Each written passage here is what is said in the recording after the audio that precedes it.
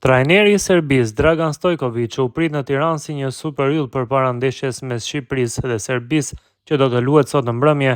Një numër i madh gazetarësh vendas e pritën në konferencën për shtyp, ndërsa trajneri i përfaqësuesve serbe ju përgjigj me respekt, madje foli edhe në gjuhën shqipe dhe ju uroi festën e Bajramit të pranishmëve. Mes gjithë asaj turme u veçua një njeri nga kohët e Jugosllavisë së Madhe, nga koha kur Stojković kishte shërbyer në ushtri në Prishtinë. Kanë kaluar plot 41 vite që atëherë dhe fati bëri që të takojë sërish me Pleurat Himaduna, përkthyesin e konferencës për shtyp të Piksit, një ditë para ndeshjes që do të luhet në Albania. Përpara se të ulej përballë gazetarëve, Stojković u përqafua përzemërsisht me përkthyesin shqiptar, i befasuar që për krah tij gjendej pikërisht njeriu me të cilin kishte kryer ushtrinë 4 dekada më parë. Kjo u bë edhe arsyeja për të sjellë këtë rrëfim të veçantë për shqiptarët, veçanërisht që ndoshta do të jenë të pak në mbështetje të Serbisë vetëm për shkak të Stojković. Po e lexuat mirë. Në vitin 1984 Stojković kishte shkuar në Prishtinë si futbollist, sapo kishte fituar medaljen e bronzë olimpike në lojrat e Los Angeles, ndërsa Himaduna punonte si producent televiziv në TV Prishtina. Siç tregon ai, trajneri aktual i Serbisë ishte shumë i dashur në Prishtinë, madje kishte disa privilegje nga komandantët e rrep të kohës.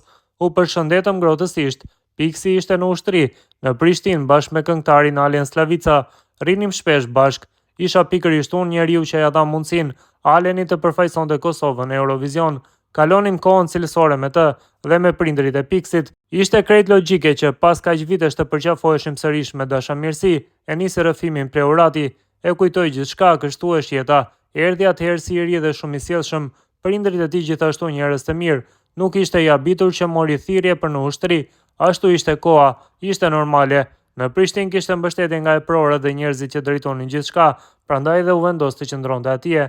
Stojković ishte i njohur, një yll në ngritje, kishte privilegje, miq, ditë të lira. Të gjithë në ish Jugosllavi kishin privilegje, edhe gazetarët, mos u habisni. Piksi ishte serioz, qëndruan bashkë për një vit, rinim shpesh bashkë. Sa herë që na e lejonin angazhimet, ai mund të ecte lirishëm nëpër Prishtinë. Jo shumë se kishte disiplinë, por ishte shumë i edukuar. E shihnin si futbollist të shkëlqyer. Në Shqipëri din kaq shumë për sportin ton se jam habitur për futbollin, basketbollin, tenisin e sportet e tjera. Është shumë interesante sa të informuar janë. Nuk dihet ende si është puna me biletat. Të gjithë ankohen për bileta. Atmosfera është fantastike. Këtu nuk ka Dinamo, Hajduk apo Partizan Zvezda. Në Shqipëri nuk janë mësuar me atë lloj rivaliteti. Të gjithë kanë motiv për kombëtaren. Nuk mendoj fare se do të ketë incidente. Gjithçka do të shkojë normalisht. Është logjike që krijohet ky tension për shkak të klimës së ushqyer në të dyja vendet, për shkak të disa ngjarjeve pseudo që kanë ndodhur. Ajo që duhet ta theksoj është se nuk ka pasur asnjë incident me makina serbe që kanë ardhur me pushime apo me kompani që bashkëpunojnë këtu dhe janë të shumta. Nuk shoh arsye pse duhet të ekzistojë kjo eufori, shpreh përkthyesi për në një intervistë për median serbe Blik.